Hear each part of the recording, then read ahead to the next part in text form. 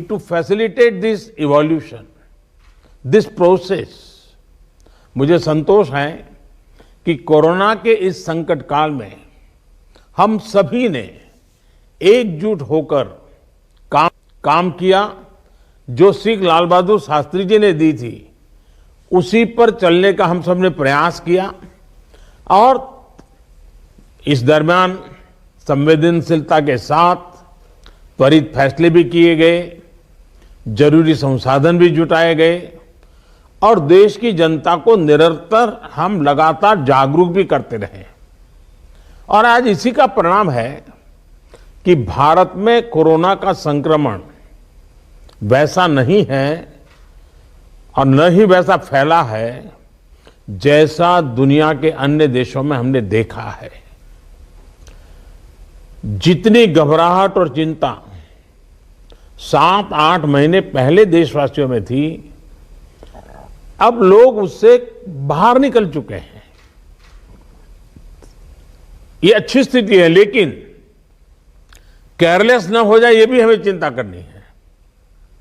देशवासियों में बढ़ते विश्वास का प्रभाव आर्थिक गतिविधियों पर भी सकारात्मक रूप से दिखाई दे रहा है। मैं आपके राज्य प्रशासन की भी दिन रात जुटे रहने के लिए प्रशंसा करता हूं। साथियों, अब हमारा देश कोरोना के खिलाफ लड़ाई में एक निर्णायक चरण में प्रवेश कर रहा है। ये चरण है वैक्सीनेशन का। जैसे यहां जिक्र हुआ, 16 जनवरी से हम दुनिया का सबसे बड़ा टीकाकरण अभियान शुरू कर रहे हैं। ये हम सभी के लिए गौरव की बात है कि जिन 2 वैक्सीन को इमरजेंसी यूज ऑथराइजेशन दिया गया है, वो दोनों ही मेड इन इंडिया है। इतना ही नहीं, 4 और वैक्सीन प्रोग्रेस में है। और ये जो मैं करीब 60-70% काम पहले राउंड का होने के बाद बैठने की चर्चा इसलिए करता हूं कि उसके बाद और वैक्सीन भी आ जाएगी, और जब और वैक्सीन आ जाएगी तो हमें फ्यूचर का प्लान करने में वो भी एक बहुत बड़ी सुविधा रहेगी।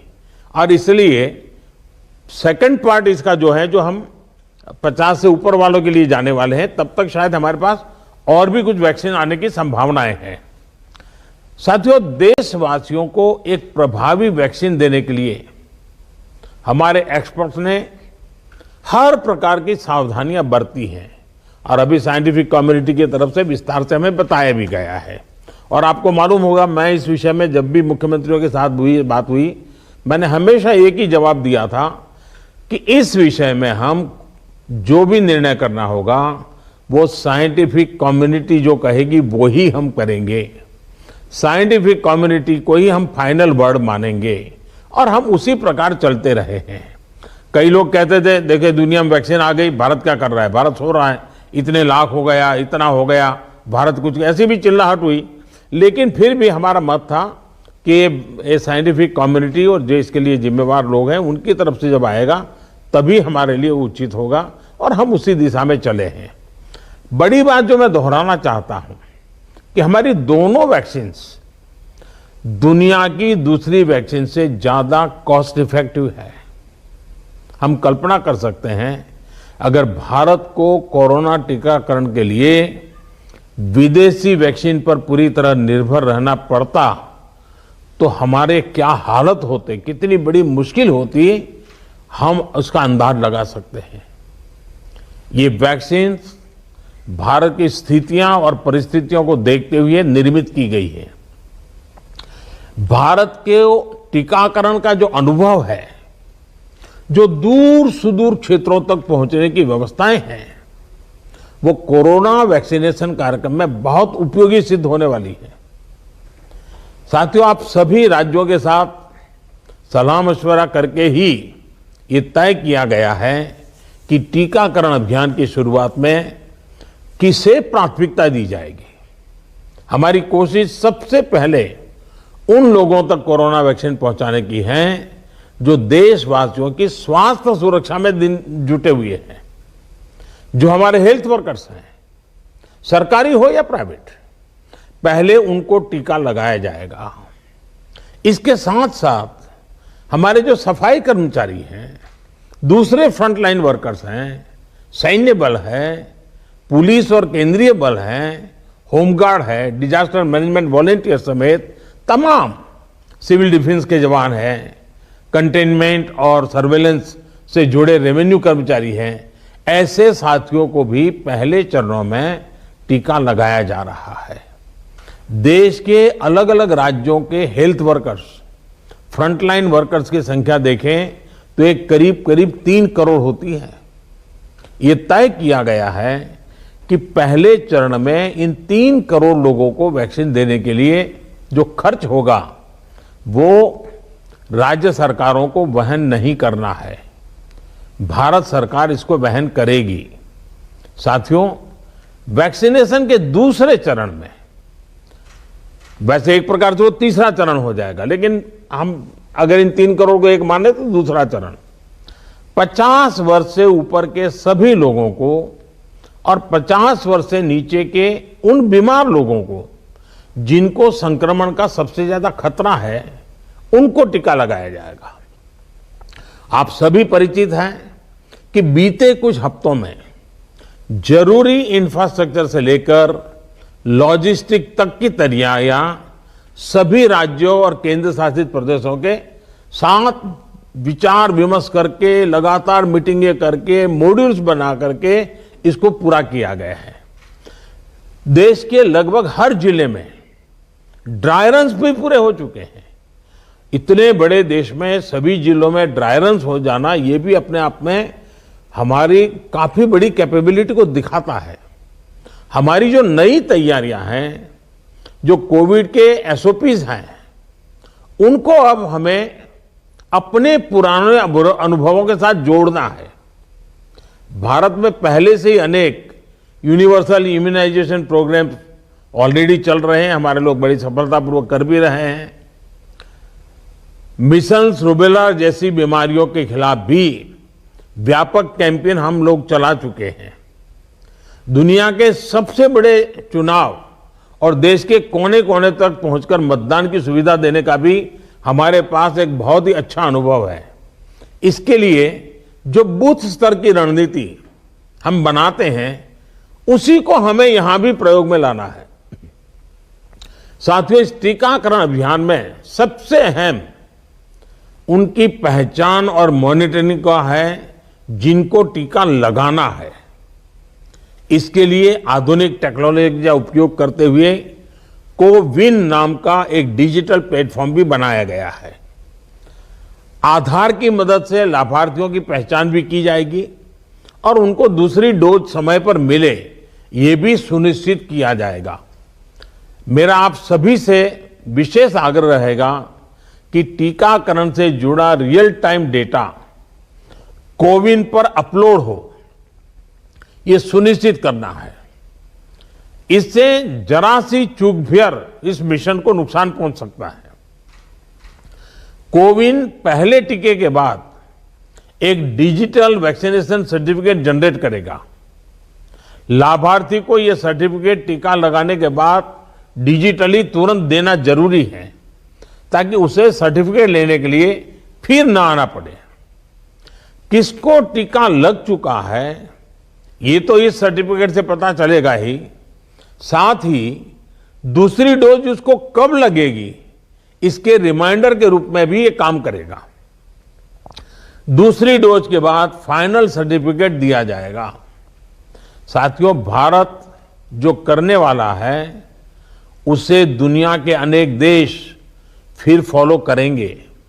इसलिए हमारी जिम्मेदारी बहुत ज्यादा है। एक और अहम तथ्य है जिसका हमें ध्यान रखना है, दुनिया के 50 देशों में 3-4 सप्ताह से वैक्सीनेशन का काम चल रहा है।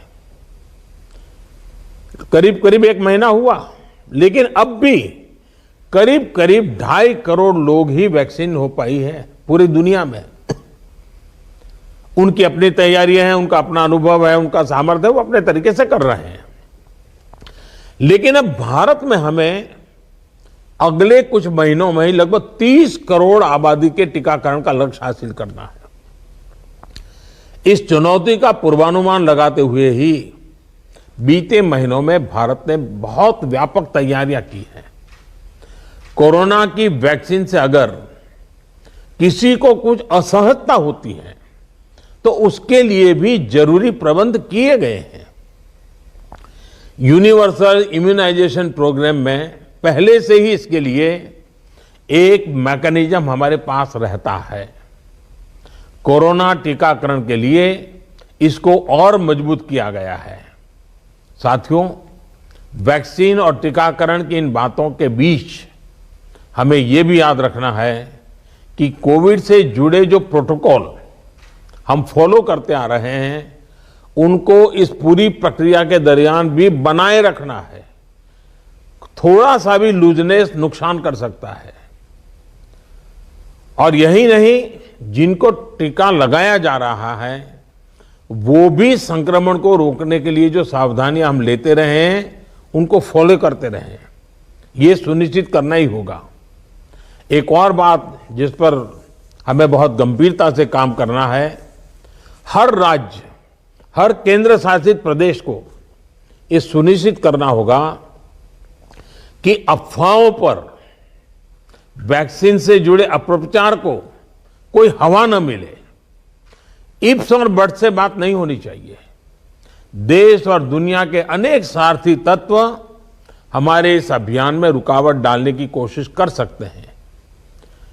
कॉरपोरेट कंपटीशन भी इसमें आ सकती है। कंट्री का प्राइड के नाम से भी आ सकता है। बहुत सी चीजें हो सकती हैं। ऐसी हर कोशिश को देश के हर नागरिक तक सही जानकारी पहुंचाकर हमें नाकाम करना है। इसके लिए हमें धार्मिक और सामाजिक संस्थाओं, NYK हो, NSS हो, सेल्फ हेल्प ग्रुप्स हो, प्रोफेशनल बॉडीज हो, रोटरी, लायंस क्लब जैसे संस्थाएं हो, रेड क्रॉस जैसी संस्थाएं हो, इन सबको हमने साथ जोड़ना है। जो हमारी रूटीन स्वास्थ्य सेवा है, जो दूसरे टीकाकरण अभियान, वो भी ठीक से चलते रहें, इसका भी हमने ध्यान रखना है। क्योंकि हमें मालूम है कि हम 16 को शुरू कर रहे हैं, लेकिन हमारी 17 को एक रूटीन वैक्सीन का भी डेट है। तो इसलिए हमारा जो रूटीन वैक्सीन का काम चलता है वो भी कहीं डैमेज नहीं होना चाहिए। आखिरी में एक और गंभीर विषय के बारे में आपसे जरूर बात करना चाहता हूं। देश के 9 राज्यों में बर्ड फ्लू की पुष्टि हुई है। ये राज्य हैं केरला, राजस्थान, हिमाचल प्रदेश, गुजरात, हरियाणा, उत्तर प्रदेश, मध्य प्रदेश, दिल्ली और महाराष्ट्र। बर्ड फ्लू से निपटने के लिए पशुपालन मंत्रालय द्वारा कार्य योजना बनाई गई है, जिसका तत्परता से पालन आवश्यक है। इसमें डिस्ट्रिक्ट मजिस्ट्रेट की भी बड़ी भूमिका है। मेरा आग्रह है कि प्रभावित राज्यों के मुख्यमंत्री साथी भी मुख्य सचिवों के माध्यम से सभी डिस्ट्रिक्ट मजिस्ट्रेट का मार्गदर्शन करें। जिन राज्यों में अभी बर्ड फ्लू नहीं पहुंचा है, वहां की राज्य सरकारों को भी पूरी तरह सतर्क रहना होगा।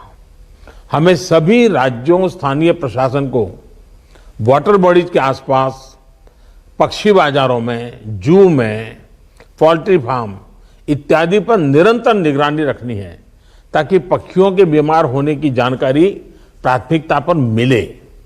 बर्ड फ्लू की जांच के लिए जो लेबोरेटरीज हैं, वहां समय पर सैंपल भेजने सही स्थिति का जल्दी पता लगेगा और स्थानीय प्रशासन भी उतनी ही तेजी से कार्रवाई कर पाएगा। वन विभाग हो, स्वास्थ्य विभाग, पशुपालन विभाग के बीच जितना अधिक कोऑर्डिनेशन होगा, उतनी ही तेजी से हम बर्ड फ्लू के नियंत्रण में सफल होंगे। बर्ड फ्लू को लेकर लोगों में अफवाहें न फैलें, इसे भी हमें देखना होगा। मुझे पूरा विश्वास है कि हमारे एकजुट प्रयास हर चुनौती से देश को बाहर निकालेगा। मैं फिर एक बार आप सबका बहुत आभारी हूं और 60% काम होने के बाद हम दोबारा एक बार बैठ करके रिव्यू करेंगे। उस समय जरा विस्तार से भी बात करेंगे और तब तक कुछ नई वैक्सीन आ जाए तो उसको भी हम संज्ञान में लेकर के आगे की अपनी रणनीति बनाएंगे। बहुत बहुत धन्यवाद आप सबका।